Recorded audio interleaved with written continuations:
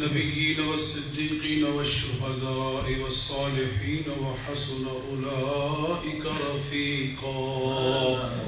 صدق الله العظيم. فقال الله تبارك وتعالى في كلامه إن الله وملائكته يصلون على النبي يا أيها الذين آمنوا صلوا عليه وسلموا تسليما. اللهم صل على سيدنا ومولانا محمد وعلى آل سيدنا ومولانا محمد وبارك وسلم. نہایت ہی واجب الاحترام معزز و محترم حاضرین، مجھ سے پہلے جناب مولانا محمد طاہر علی ازہری صاحب نے نہایت ہی ایمان افروز بیان فرمایا ہے. انگلش میں، اردو میں، عربی میں، تینوں زبانوں کو اکٹھا کر کے ان کا بیان نہایت ہی خوبصورت، محققانہ، عالمانہ بیان تھا. اور ان بچوں سے ہمیں بہت توقع ہے کہ انشاءاللہ مستقبل میں یہاں پروان چڑھنے والی مسلمان نوجوان نسل کے لیے ہدایت کا مینارہ ثابت ہوں گے. قدرت خود انتظامات کرتی ہے. جب ضرورت پیدا ہوتی ہے تو اللہ تعالیٰ اس ضرورت کی تکمیل کا بھی کوئی سبب بنا دیتا ہے.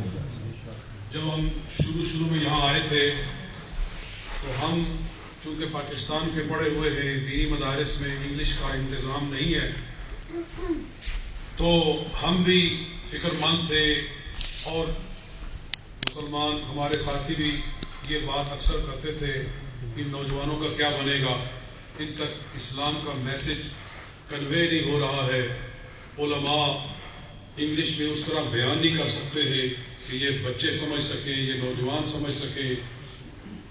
تو اللہ تعالیٰ نے پھر اس کا انتظام فرمایا ہے، اور بہت سارے علماء اپنے بچوں کو دین پڑھا کر، مبلغ بنا کر ان کو نوجوانوں تک پہنچا رہے ہیں کہ وہ میسج جو ہمیں قرآن و حدیث سے، ہمارے بااجداد سے ہمیں ملا، ان نوجوانوں کے ذریعے یہاں کی نئی نسل تک پہنچ جائے. اور وہ پہنچ رہا ہے. اور یہ علماء کی بہت بڑی ذمہ داری ہے. علماء کرام اور کسی کو نہیں پڑھا سکتے، نہ پڑھائیں، کم از کم اپنے بچوں کو تو عالم دین بنا دیں. کم از کم اپنے بچوں کو وہ سکھا دے کہ وہ آگے نوجوانوں کو سکھا سکے. مولانا صابر صاحب نے ایک مثال قائم کی ہے بلا شبہ کہ انہوں نے اپنے بچوں کو، سب کو دین کا علم سکھایا ہے اور دین کا عالم بنایا. اور یہ ایک قابل تقلید مثال ہے سارے علماء کے لیے. مجھے کئی دفعہ افسوس سے یہ بات کہنا پڑی ہے کہ یہاں یو کے میں آنے والے کئی علماء ہیں جن کے بڑے القاب ہیں، جن کا بڑا نام ہے، مگر ان کے بچوں میں ان کا علم منتقل نہیں ہوا. ان کی اولاد ان کے علم کو اٹھا نہیں سکی. علامہ اقبال فرماتے ہیں کہ باپ کا علم نہ بیٹے کو اگر ازبر ہو، باپ کا علم نہ بیٹے کو اگر ازبر ہو، پھر پسر وارث میراث پدر کیوں کر ہو. تو الحمدللہ یہ ایک اچھی مثال. اور طاہر علی ازہری سے پہلے میرے برخوردار محمد عزیر نے بھی انگلش کے اندر مختصر سا بیان کیا تھا. ابھی چونکہ دل میں دین کے بالکل ابتدائی مرحلے میں ہے، صرف مکمل کی ہے، اس کی کچھ دہرائی کر رہا ہے، نحو شروع کی ہے. تو چونکہ ابتدا ہے، ابھی سے اس بچے کی اس طرح سے تربیت شروع کی گئی ہے.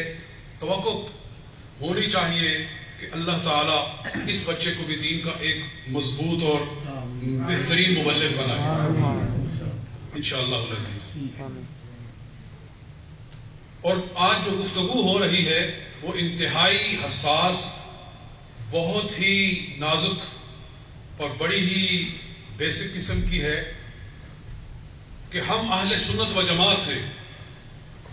اور اہل سنت و جماعت یہی وہ فرقہ ہے جس کے بارے میں نبی اکرم صلی اللہ علیہ وآلہ وسلم نے ارشاد فرمایا کہ میری امت 73 فرقوں میں بٹ جائے گی. یہ حدیث ابن ماجہ میں بھی ہے, یہ حدیث ترمذی کے اندر بھی ہے.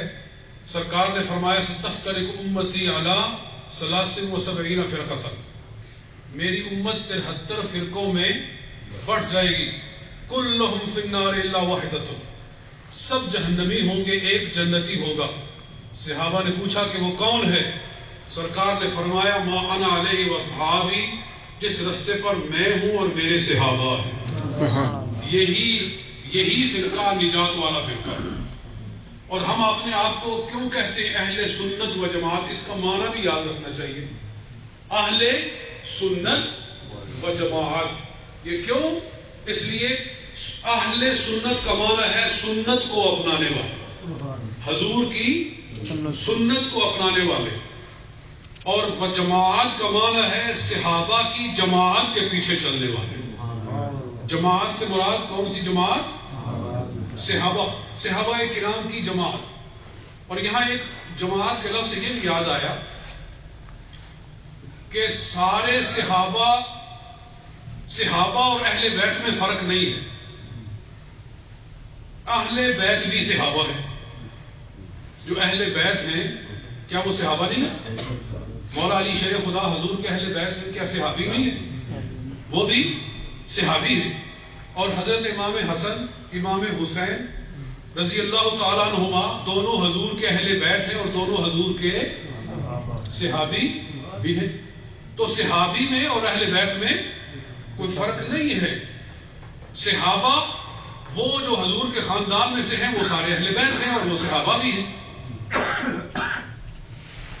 تو عرض یہ میں کرنا چاہتا ہوں مختصر وقت کے اندر کہ اللہ تعالی ہمیں اس جماعت اہل سنت کے اوپر قائم رکھے اور اسی پر ہمیں چلائے کہ یہ سب کی پیروی کرنے والے ہیں, سب سے محبت کرنے والے ہیں, سب کی اطاعت کرنے والے ہیں اور سب کا نام لینے والے ہیں. آج ابھی جو میں نے آیت بارکہ پڑھی ہے, اللہ تعالیٰ ارشاد فرماتا ہے انعم اللہ علیہم من النبیین والصدیقین والشہداء والصالحین. انعام کیا اللہ تعالیٰ نے نبیوں پر, انعام کیا اللہ تعالیٰ نے صدیقین پر, انعام کیا اللہ نے شہداء پر اور انعام کیا اللہ تعالیٰ نے صالحین پر. تو سب سے پہلے انبیاء کرام ہیں. بولو سب سے پہلے انبیاء, سب سے پہلے انبیاء ہیں, باقی سارے ان کے بعد ہیں. صدیقین ان کے بعد ہیں, شہداء ان کے بعد ہیں, صالحین ان کے بعد ہیں. سب سے پہلے کون ہے؟ بولو انبیاء کرام. تو اہل سنت و جماعت کا یہ عقیدہ ہے کہ کوئی شخص جو نبی کے سوا کسی کو نبی پر فضیلت دے وہ قرآن کا منکر ہے. جی, امام حسین ہو, امام حسن ہو, مولا علی ہو, شیر خدا یا آگے ان کے پورے 12 امام, ہم سب کی محبت اپنے دل میں رکھتے ہیں. امام زین العابدین, پھر امام باقر, پھر امام جعفر, پھر امام موسیٰ کاظم, پھر حضرت امام تقی, امام نقی, امام حسن عسکری, یعنی 12 امام جو ہیں, اور امام مہدی.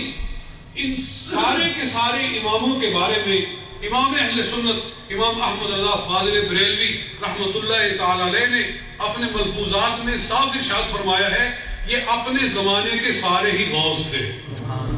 12 امام سارے کون تھے؟ غوث تھے. ہم سب کی محبت رکھتے ہیں, سب کی غلامی کا پٹا ہمارے گلے کے اندر ہے, مگر یہ سارے سرکار صلی اللہ علیہ وسلم کے صحابہ ہیں اور سرکار کے اہل بیت ہیں. ان میں سے کسی کو بھی نبیوں کا درجہ دیا جا سکتا نہیں ہے.